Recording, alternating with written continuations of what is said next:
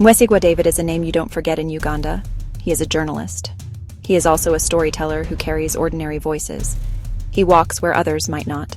He asks questions that make powerful people uncomfortable. For years, he has been a truth seeker. He doesn't just report the news. He digs deep for stories that matter to the public. He believes journalism is a tool for change, a way to hold leaders accountable, a way to give voice to those who feel they have none. His work shines light into the darkest corners, forcing everyone to look. His advocacy began with a simple idea. Personal troubles are often public issues needing public solutions.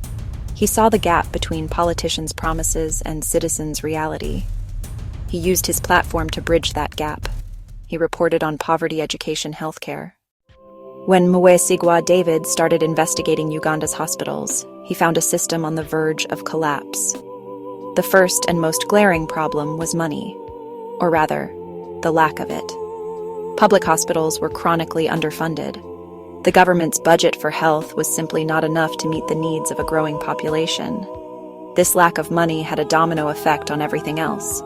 It meant there were not enough essential medicines. It meant that vital medical equipment was old, broken, or completely absent. Imagine a hospital without a reliable supply of gloves, syringes, or even basic painkillers.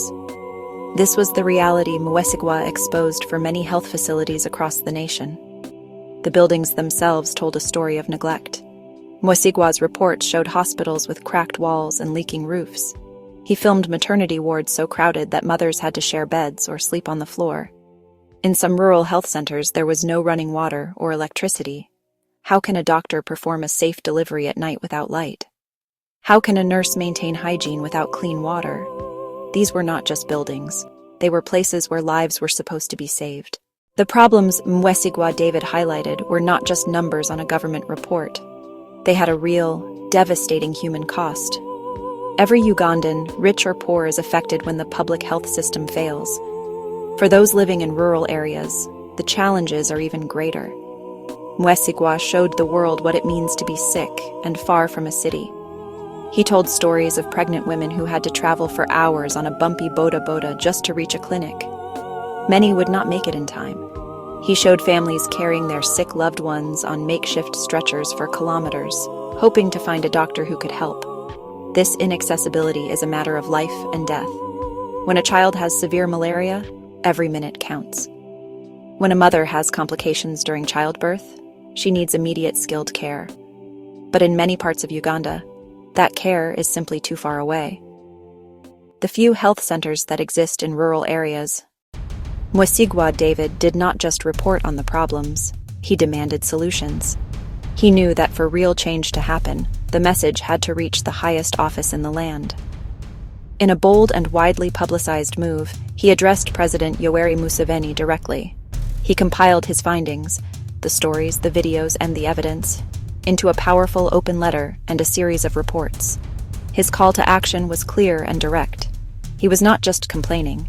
He was respectfully but firmly asking the head of state to intervene personally and make healthcare a top national priority.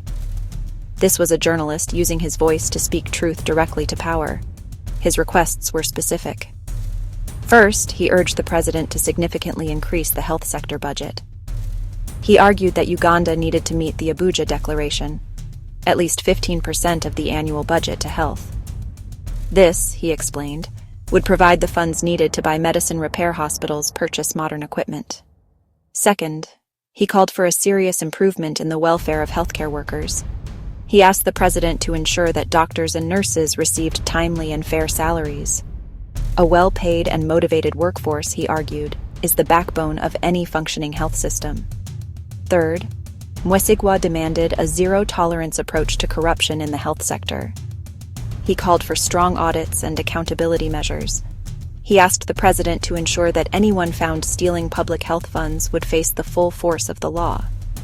He wanted a system where money meant for the sick actually reaches the sick. Mwesigwa David's brave reporting did something remarkable. It started a national conversation. Suddenly, the state of Uganda's hospitals was not just a news item. It was a topic of discussion in homes, on bodas, in markets across the country. People started sharing their own experiences on social media. They used hashtags inspired by his work. Mwesigwa gave people a platform and the courage to speak out. Thousands of other Ugandans validated those stories.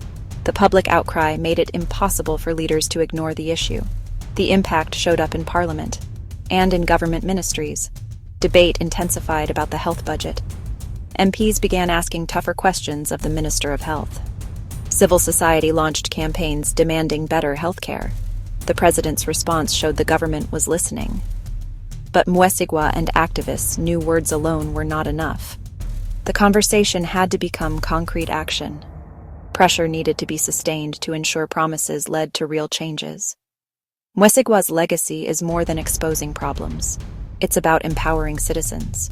One person with a camera and a conscience made a difference. He reminded journalists of their role as watchdogs.